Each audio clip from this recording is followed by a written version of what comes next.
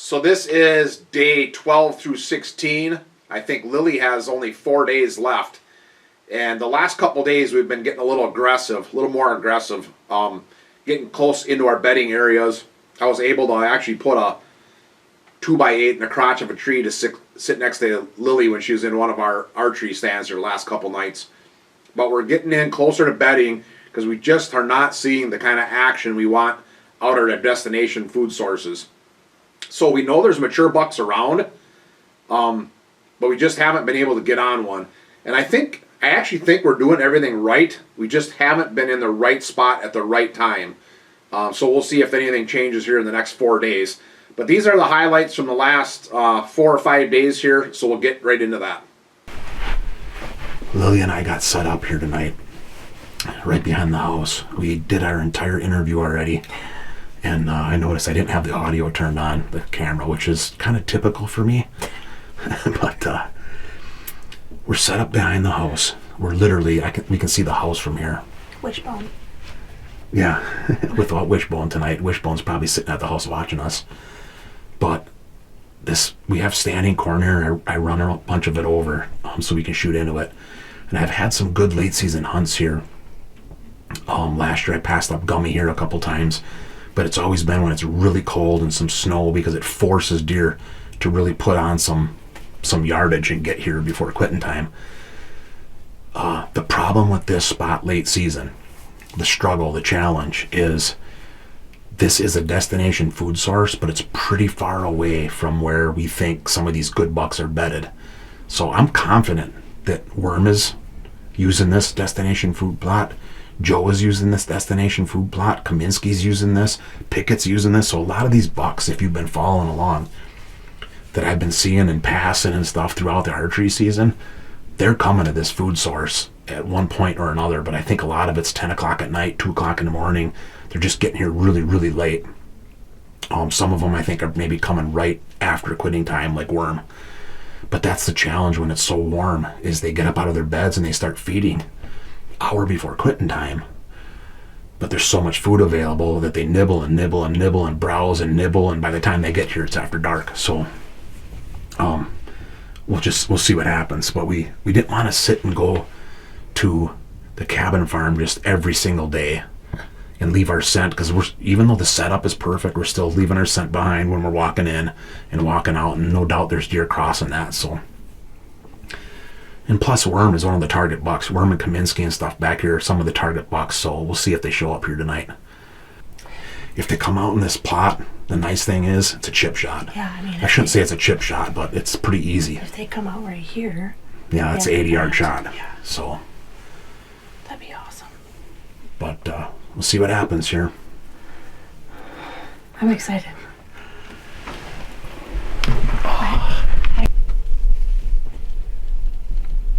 Anything up there? I can see nothing up there. No. So this is behind the house, and we did see a lot of deer this night, but everything is far out. Like these beans we're glassing here are 300-400 yards away. We had some does and fawns come through the cow pasture to our northwest, which was as expected, but no mature bucks on this night.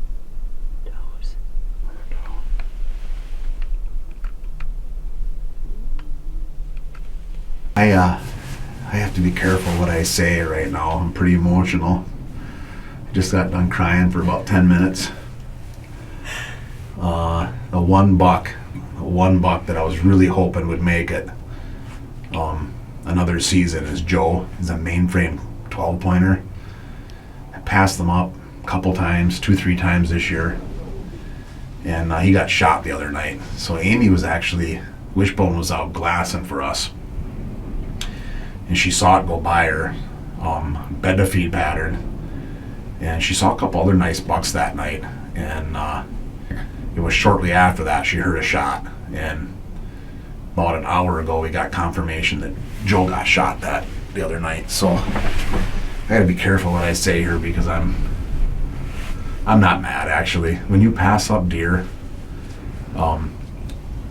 if you think to yourself that I'm gonna shoot it because otherwise somebody else is gonna shoot it, then you probably should shoot it, because if that's how you view that, it's probably not going to end well for you. So I pass deer primarily because I want my season to last. I want to get as many hunting days as I possibly can. And number two is I'm not going to shoot a buck that I'm just really not super excited about if I know Lily can get it, or Amy can get it, or somebody else that's really excited to get a deer like that. So, I guess I'm still a little bit in mourning just because I really wanted to hunt that buck for another 2 years, but I'm not mad at the hunter that shot it. It's not, there was a time in my life where there's no way I would have let a deer like that walk by. So I'll just have to get another favorite deer for next year. But we're sitting at the cabin farm again tonight for Lily's hunt. Mid-40s today. A little bit of wind, but I'm dressed in my archery equipment, not even layered up. It's pretty warm today. So we'll see what happens here. I want to do, we'll see if you get one or not tonight, but if you don't get one tonight, I'd really like to do a little 5, 6, 7 minute rant maybe about, with all the information that's out there on YouTube, on different blogs, TV shows, how do you know, what to believe, or how do you know what to follow or implement? And I want to bring this up, and we'll really get into it, I think, next time. Because when I grew up hunting, I got sucked into the drama and the hype and everything by the professional hunters. So I know I'm dating myself, but this is like back in the 80s, when there was no such thing as the Outdoor Channel, there was no internet, but we still had professional hunters. And it took me probably 10 or 15 years to realize that these guys are most of them are just blowing a lot of hot air and, selling their sponsors stuff. And, it was the access to their hunting land, the fact that they hunted a lot. And I don't think they were bad hunters, but that's really why they were killing nice deer every year. It had nothing to do with all the other stuff that they were peddling.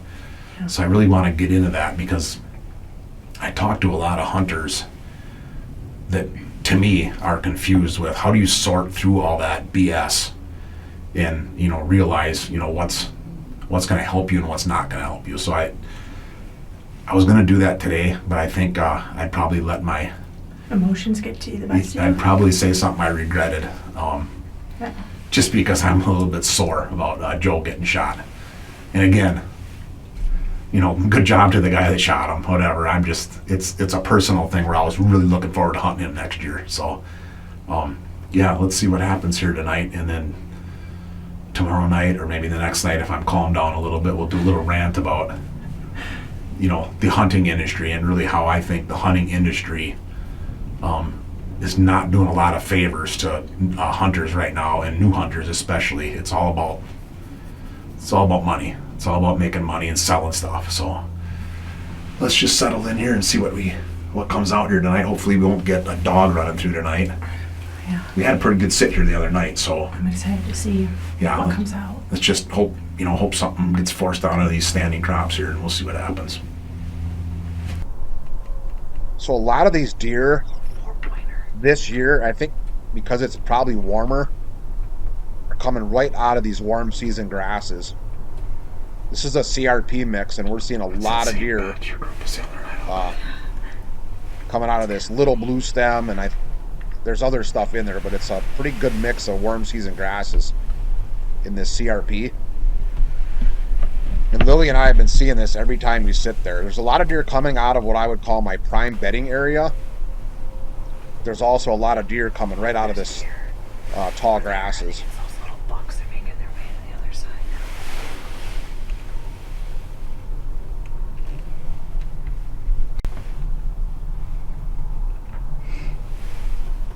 You can see them here one after another. They're coming out of these grasses. I think what they're doing is they're bedding along these feathered edges of the draws. So they're bedded in the timbered draws, and they're bedded on the edges of the blackberry briars and whatever kind of woody browse is on those edges. You can see these beans are like 4 feet tall. So I'll have to kind of put that back in the memory bank that I'm going to have to mow some actually shooting lanes through these beans because they're so good this year. It's the first time I've ever actually had it where the beans were so tall that I couldn't shoot through them. But we saw a ton of deer. You can see a big buck in the background right now if you were paying attention there. Kind of see them in the background in that tall grass. If you're ready to frame. So obviously the electric fence is off right now. Another one's coming. We were just seeing a ton of deer coming out of that draw. Again, bedded probably on the edges. And in a moment here, I realized that there's this bigger buck coming out. There he is. And this is the mainframe 12-pointer that we've been watching on the cabin farm all fall. And I wanted to get a good look at him before I, told Lily she could shoot him. Because she really wanted to hold out for a 4-year-old. And we both... What you didn't see there is I had to put the camera down and get my binoculars on him. And we both kind of pegged him as a 3-year-old. So he gets a pass on this night.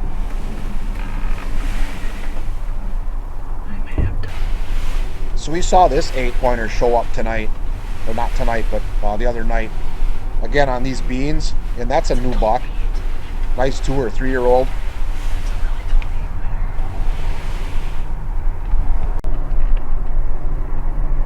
Then right after that, Lily saw a really nice buck coming from our northwest. A different draw, but again, these tall warm season grasses. And that 12-pointer comes out to meet him. And you can see that 8-pointer's puffed up, ears back, and that 12-pointer kind of cowers to him. So that's another reason why we really think that 12-pointer is a 3-year-old.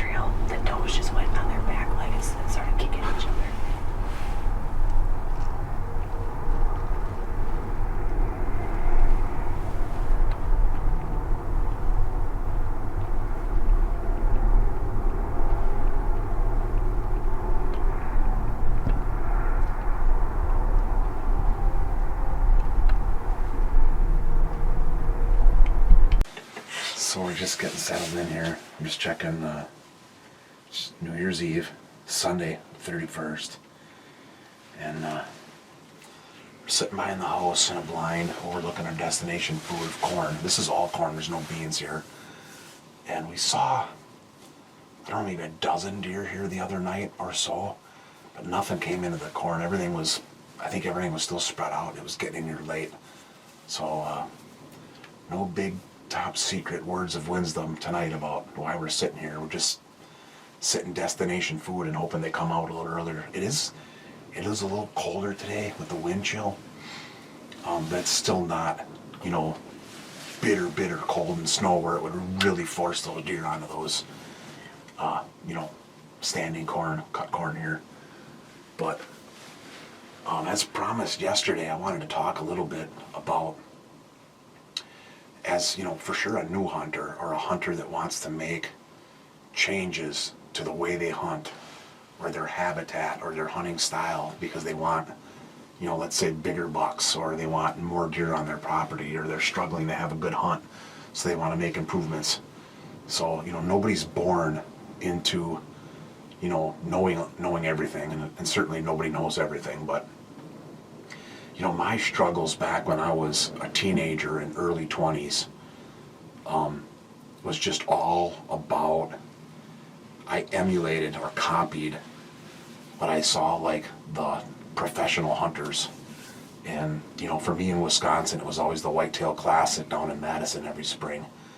And I would go down there and I would listen to the professional hunters, with all their trinkets and their gadgets and how they did everything, and I would go back and I would basically copy what I was told to do. And back then it was hunting magazines and VHS videos, and nothing worked. And then I would just go back to the classic and watch more videos and read more magazines and try to do all that same stuff again. And basically it was this never-ending cycle of terrible hunting, never seeing anything over a 1.5-year-old buck. And honestly, when I was in my teenage years, I didn't even know what a 1.5-year-old buck was. I just thought there was a big buck and a little buck. I didn't really know nothing about age. But I still see it today. There's so much information. You got YouTube stars, TV stars, online personalities. Then there's, habitat groups on Facebook and stuff like that. And there's so many polar opposites. So all I will say, I don't know, I gotta put this politely, I gotta just be careful, I'm not trying to put anybody down. All I would say is, the first thing I would do is I would take all the sponsored people, all the YouTube stars, TV stars that have sponsors, or partners now they're not called sponsors anymore, now they're partners. And I'm not saying don't watch them, but take everything they say with a grain of salt. It's pretty windy out. Take everything they say with a grain of salt, because they have to basically commercialize what they're telling you. And they all say they're different, so everyone says that, the only reason why I endorse this product is because I really believe in this product. Until 2 years from now when they endorse a similar product. So that's frustrating for me, is those guys. So I would just watch that as entertainment value, but realize you're watching a commercial. And then, all the other stuff you see online, I would kind of break it down. So if let's say you're the upper Midwest, let's say you're Minnesota, Wisconsin, you're not going to want to take advice from somebody that's, doing habitat work in Texas or Alabama. That just kind of makes common sense. The other thing is, if somebody's making a recommendation, I plant switchgrass, and this is the switchgrass that I plant, and this is why I plant switchgrass, and I'm not picking on switchgrass, but, who is that person? And when they say that, I planted switchgrass and I was successful planting switchgrass, what does that mean? Does that mean they saw more deer? Does that mean that they went from shooting 1.5-year-old bucks to now they're shooting 5-year-old bucks? What does that mean when they're success? That your camera's shaking, it's so windy out. So I would just be careful taking advice from, basically these guys that are parroting what they see from the YouTube stars. That's what I see a lot of. YouTube star says use XYZ food plot blend, and these guys go online on Facebook or Instagram or whatever the other stuff is, and they just basically parrot what the YouTube star said or the TV star. So you just got to be careful of that. Some of my favorite, so I know I'm not really giving a clear and concise answer here for that, but some of my favorite stuff, let's say on YouTube, and I'm going to use YouTube because I put my stuff on YouTube, obviously, but some of my favorite stuff on YouTube is National Deer Association, but there again, you got to be a little careful because they have some partners, but that's usually pretty good stuff. The MSU Deer Lab, Mississippi State University Deer Lab, is phenomenal information, absolutely great information. The Deer Study blog, I think it's called, out of Pennsylvania. I might be murdering that one. We'll have to see if I can put something in the comments about that one. But that's another, I actually get updates. I get email updates every time they put out a blog post. That's phenomenal stuff. Both the Deer Forest blog at MSU, Deer Lab on YouTube is all radio collar deer studies. So that's not, it seems a deer move better when there's a full moon. Well, okay, that's just, I'm saying that because I think that this stuff is all, radio collar deer studies. It's actually pretty groundbreaking information as far as I'm concerned. And then some of the other YouTube stuff I like is just guys trying new stuff and without sponsors, without partners. And it seems like that's actually the better content if you actually want to learn about, different habitat techniques and stuff like that. But just to kind of review, just be careful with the sponsored guys. There's guys on YouTube selling food plot seed for $100 an acre, and you can buy the same stuff for $50 an acre. If you're seeing some of that stuff, you just got to kind of, they're probably not there to help you out. They're probably there to make a buck. So just be careful. And again, you know, there's a lot of suckers out there, and I can say that without, you know, offending everybody, because that used to be me. I used to be one of the suckers. I used to buy into all that stuff. And as Lily can contest, I don't spend money on any of that stuff anymore. And I'm killing bigger deer than I ever have in my life. So we'll settle in here. Enough of that. I hope I was polite enough. Yesterday, I don't think it would have went so good. A little emotional. I was a little bit crying. I was, you know, crying and drowning in my own tears. But let's see what we see tonight here. I'm glad we're in a blind. Yeah. We got 30-mile-an-hour winds tonight, and It'd be cold. it'll be cold. There's a perfect example. I'm gonna bring up one more topic. So, let's say you type on a forum, you know, what's the best deer blind out there? The best, right? So you hear that term, the best, and you're gonna get 100 opinions. But my definition of the best is, does it meet the requirements I need for what I'm doing? And then what's the cheapest? So for example, let's say, what's the best enclosed blind on the market? Well, there's blinds out there for $5,000-6,000, $3,000. And I would argue that those are nowhere near the best. This blind is and I'm gonna tell you right now, the quality of this blind is, scale of 1 to 10 is probably a 2. So it's not, these aren't great blinds, but they're all plastic. The windows are quiet, but the windows are like blurry. It must be cheap plexiglass, but their Maverick blinds are like $1,000, or this one probably $800. You gotta make your own base. So that's an example of when you're going on, you know, YouTube or forums and what's the best. Well, you can get an electric bike for $6,000 too, but there's electric bikes out there for hunting for $1,000. Well, the best bike, in my opinion, is the $1,000 bike, because you just save $5,000 now you can use on food plots or habitat, etc., etc., etc. So that's my default, is what can I spend my money on that gets me the most bang for my buck, so that I can actually not spend my money on gadgets and top of the line hunting gear. You know, I've had this, but I'm wearing here for 20 years, 25 years, and they all laugh at me, but I kill big bucks with it, so there's no sense in changing. You know, I'll spend my money on something that's going to grow me some big deer. So that's a little bit of another side story. So we'll get settled in here. Thanks for listening to all that BS and ranting. We'll see what happens tonight. So on this evening, we could hear dogs barking, and I just picked up the camera in time to catch that coyote running through with a coyote dog on it. So that's 2 times now we got bumbled on our evening hunt with dogs. This time it was, you know, you could argue hunters running their dogs on our property without permission.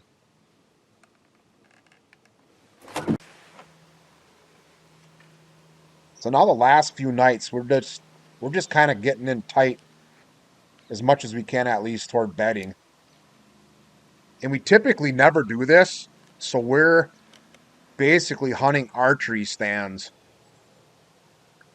The stands that I archery hunt out of. And in this spot, I was able to put a 2x8 up in a crotch of a tree. So that's what I'm sitting on right now with Lily below in that ladder stand. But we're seeing a lot of small bucks and a lot of does and fawns. And I'm not able to film everything because it's been pretty quiet out. And we don't want to get busted because these deer are really hypersensitive right now to scent and noise. So the last thing I want to do is bump or be bumping these deer. I wanted to show some of these video clips because you can see right now this is an archery set, and it's set up for a ditch crossing, and you can see those trails. Those deer aren't even on the 2 trails right now, but they're really using this ditch crossing. And then out to our left, about a half a mile away, is our destination food source. So these deer are quite a ways off. I mean, they're moving. So you can't say that it's been warm out, you know, the deer won't move. They're moving. They're just up and they're browsing and nibbling on stuff. And so they're just not getting to that destination food until after dark, is what we've been thinking. At least not the mature bucks. I mean, them trails are just pounded through there.